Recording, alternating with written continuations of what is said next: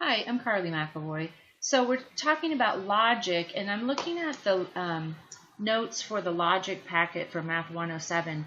And we already talked about one connected, the conjunction or the and statement. And so now we're starting to talk about the or statement, which is a disjunction. And that's just another way to join two statements together. The disjunction is a compound statement formed using the or represented by the symbol, looks like a small v. Thus, P or R is symbolized by this right here. So it's the upside down version of what we saw with the and. So when we want to translate from English to symbolic form, let's say that P represents the bill receives majority approval, and Q represents the bill becomes a law. So we want to take a statement that's written, they both have the or the disjunction in there, and we want to rewrite this English statement as symbols. So we've kind of gone the other way before. We're going to go this way this time. The bill receives majority approval or the bill becomes a law. So those are both those statements that we see there. The bill receives majority approval or the bill becomes a law. And since I'm using the word or, I'm going to say P or Q. Right? It's that. Now, in the second one, the bill receives majority approval or again, the bill does not become a law. So now we've negated that second statement. So the bill receives majority approval or the bill does not become a law. So we've negated the Q in that one. We saw the not there. That means that we've negated that symbol. So that was represent that way. Okay, let's take a look at something else, and that is another connective that is the if-then statement. An if-then is called the conditional. The compound statement P then Q is symbolized this way.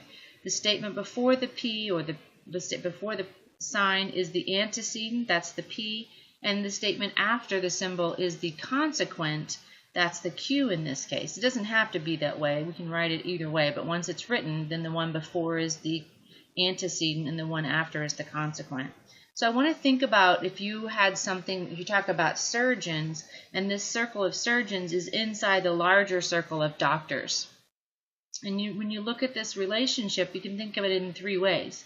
Either you could say all surgeons are doctors. If you're a surgeon, you're falling within that doctor realm. At least we hope you are, and you're not doing something in a whatever. Hopefully you're a doctor. I don't want to go there.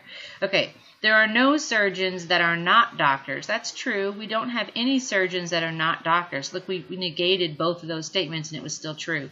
Or we could say if a person is a surgeon, then that person is a doctor. If a person is a surgeon, then that person is a doctor. In that case, the antecedent is if a person is a surgeon, and the consequent is then that person is a doctor, or that person is a doctor. Then is actually if and then are part of that connective. So we can take something and translate these into symbolic form, noticing that we have if-then statements. When you have if-then statements, we're talking about using this symbol right here.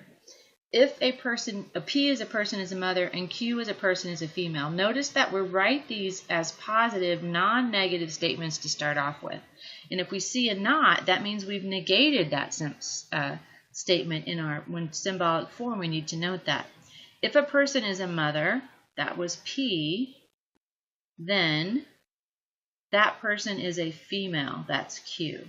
Now, we don't have to say the truth or false about these statements at this point. We're just writing them in symbolic form.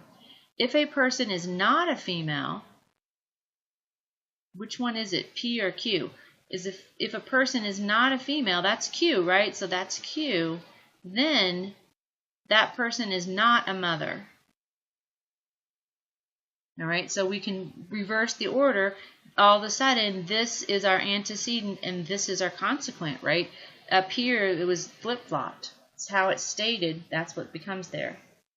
And then if you have an if and only if statement, well, if and only if means that when whatever you say, you can say it backwards and forwards. In other words, you could reverse these and it should still be true. But look at this. If a person is a mother, then that person is a female, which we could say that's true, But if a person is a female, then that person is a mother. And that's not always true. Not every female has had kids, so that's not always true. So we couldn't use the if and only if statement there.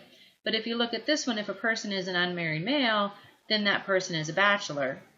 If that person is a bachelor, then that person is an unmarried male. Those are both true. It's just a definition of each other, really. So we could use the if or only if symbol there. Sometimes if and only if is abbreviated with IFF.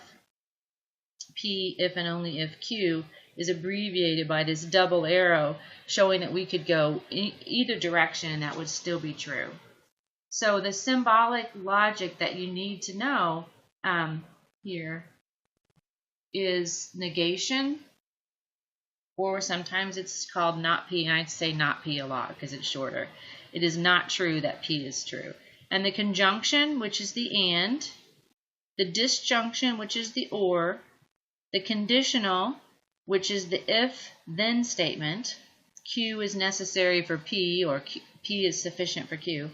The biconditional, which is P if and only if Q. So those are all the symbolic forms that we've looked at. We're going to build truth tables using some of those. We don't use the if and only if that much here, but certainly if you took a logic course, you'd spend a lot of time working with all of these.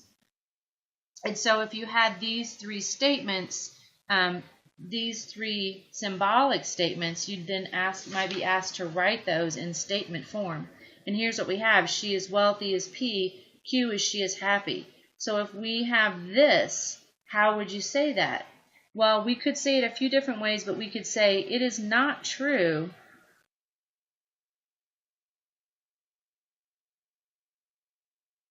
that she is wealthy, and that's the and, wealthy and happy. You could also say she is neither wealthy or happy and happy. Yes, no, the ors comes in there. What about this one? She is not happy. No, she is not wealthy. That's what P is. She is not wealthy and she is happy. Here, it is not, that's the one that I said. It is not true that she is, it is not the case that she is wealthy or happy. Or we could say she is not wealthy or happy. There's more than one way to say that, but